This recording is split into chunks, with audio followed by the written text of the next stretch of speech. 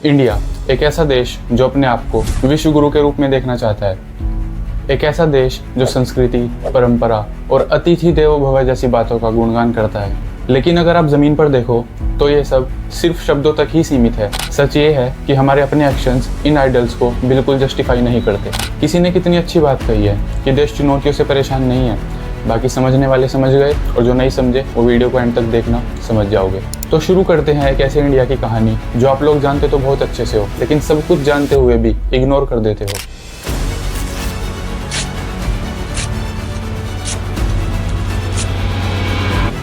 साल 2014 में स्वच्छ भारत अभियान लॉन्च किया गया था, जिसमें श्यामा प्रसाद मुखर्जी की एक रिपोर्ट के अकॉर्डिंग साल 2014 से साल 2019 तक इन 5 सालों में टोटल 1.3 लाख करोड़ रुपए खर्च करे गए थे। इसका मकसद था कि इंडिया को साफ और हाइजीनिक बनाया जाए। पर क्या ग्राउंड रियलिटी में कुछ बदला? चेन्नई का मरीना बीच, जो कि इंडिया का सबसे बड़ा बीच है, उसकी ये कुछ इमेजेस देखिए, कितना गंदा और अनहाइजीनिक लग रहा है।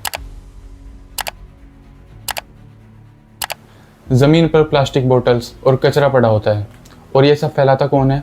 हाँ जी, भारत की आम जनता जो डेली वहाँ पर घूमने आती है। गंगा रिवर, जिनको हम लोग माँ की तरह पूछते हैं, उसमें NMCG की एक रिपोर्ट के अकॉर्डिंग हर दिन 12,000 मिलियन लीटर से भी ज़्यादा कचरा डंप किया जाता है। और ये सब करता कौन है? हाँ जी, भारत की आम जनता। मुंबई की लोखंडवाला कॉम्प्लेक्स रोड, जो कि एक काफ़ी पॉश एरिया है, वहाँ भी लोगों को थूकते और पान और गुटखा खाकर दीवारें लाल करते हुए देखा जा सकता है। और ये सिर्फ मुंबई की कहानी नहीं है, भारत के हर शहर के हर कोने की यही कहानी है। और इसके पीछे जिम्मेदार कौन है? हाँ जी, भारत की आम जनता। आप खुद सोचिए, अगर इतना पैसा और एफर्ट्स लगाने के बाद भी हमारे सिटीज़ इतने गंदे हैं, तो प्रॉब्लम सिर्फ गवर्नमेंट में है या हमारे लोगों की मेंटेलिटी में? कहीं भी जाओ, railway station, bus stand, public toilets, हर जगह तोड़फोड़ और गंदगी देखने को मिलेगी। तो क्या पब्लिक प्रॉपर्टी सिर्फ गवर्नमेंट की रिस्पॉन्सिबिलिटी है? अभी रिसेंटली एक वीडियो वायरल हुई थी, जिसमें झांसी से प्रयागराज जाने वाली ट्रेन पर लोग पत्थर मारकर उसके शीशे तोड़ रहे थे।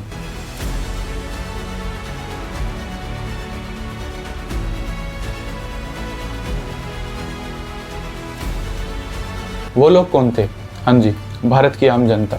और यही नहीं, अगर भारत में आपने कभी ट्रेन से सफ़र किया होगा तो आप लोग बहुत अच्छे से जानते होंगे कि ट्रेन के वॉशरूम का कितना गंदा हाल रहता है। और पब्लिक पार्क्स और फुटपाथ्स पर इल्लीगल बैनर्स और पोस्टर्स लगाना तो काफ़ी आम बात है। और इसके पीछे जिम्मेदार कौन है? हाँ जी, भारत की आम जनता।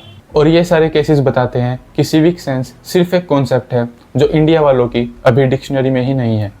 एक केस जो इंडियंस की मेंटालिटी को काफ़ी अच्छे से बेनकाब करता है, वो है भुवनेश्वर की KIIT यूनिवर्सिटी का, जिसमें एक नेपाली स्टूडेंट प्रकृति लामसल की यूनिवर्सिटी में ही सुसाइड करने की वजह से डेथ हो गई थी।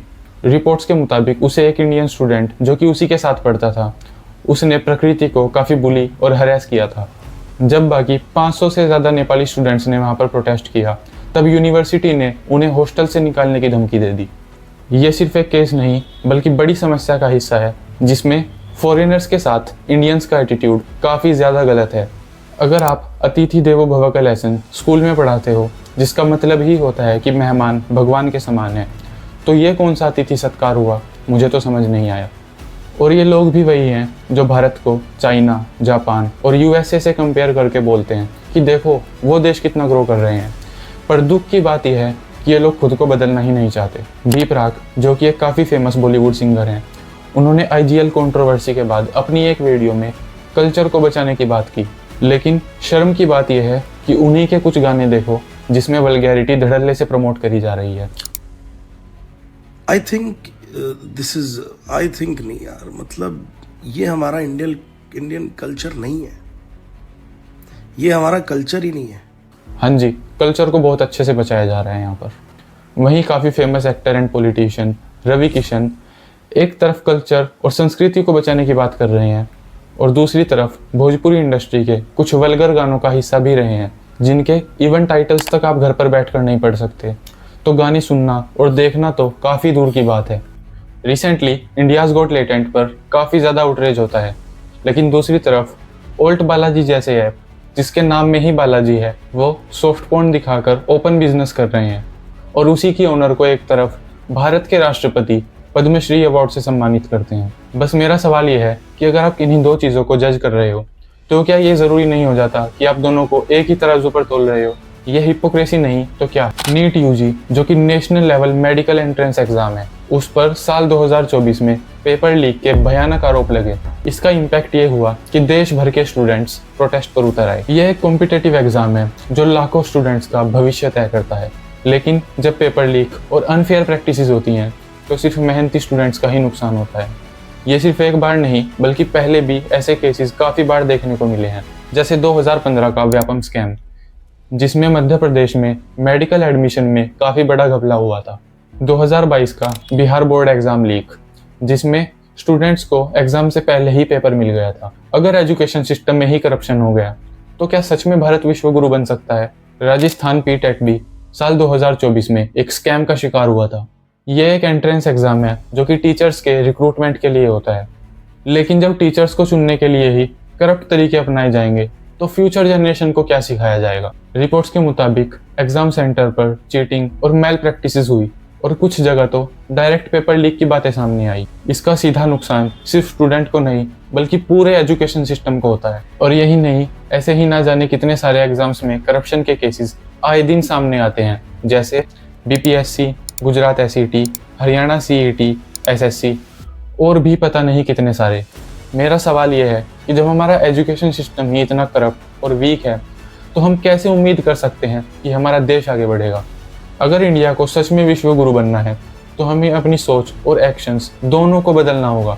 सिविक सेंस को इम्प्रूव करना होगा, क्योंकि गंदगी सिर्फ गवर्नमेंट की रिस्पॉन्सिबिलिटी नहीं है बल्कि हर सिटीजन की रिस्पॉन्सिबिलिटी होनी चाहिए।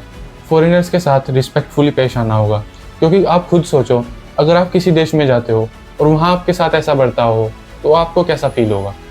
हिपोक्रेसी को ख़त्म करना होगा। कल्चर, वुमेन्स राइट और एथिक्स की बात तब करो जब आप उन सब चीज़ों को खुद फॉलो कर पाओ। एजुकेशन सिस्टम को सुधारना होगा, क्योंकि अगर एग्जाम्स और टीचर्स के रिक्रूटमेंट में ही करप्शन होगा तो स्टूडेंट्स का भविष्य कैसे सिक्योर होगा? अगर आपको लगता है कि ये सब गलत है तो आपको भी बदलाव का हिस्सा बनना पड़ेगा। ये वीडियो सिर्फ अवेयरनेस नहीं बल्कि एक चैलेंज है जो मैं और आप साथ मिलकर ख़त्म कर सकते हो। एंड एट द एंड, इस वीडियो में अगर मेरी किसी भी बात का किसी को कोई भी बुरा लगा हो तो बहुत अच्छी बात है। बुरा लगने के लिए ही ये वीडियो था, क्योंकि सच से ही सोसाइटी को बदला जा सकता है। बाकी कमेंट करके ज़रूर बताना कि आप इस सब के बारे में क्या सोचते हो। जय हिंद, जय भारत।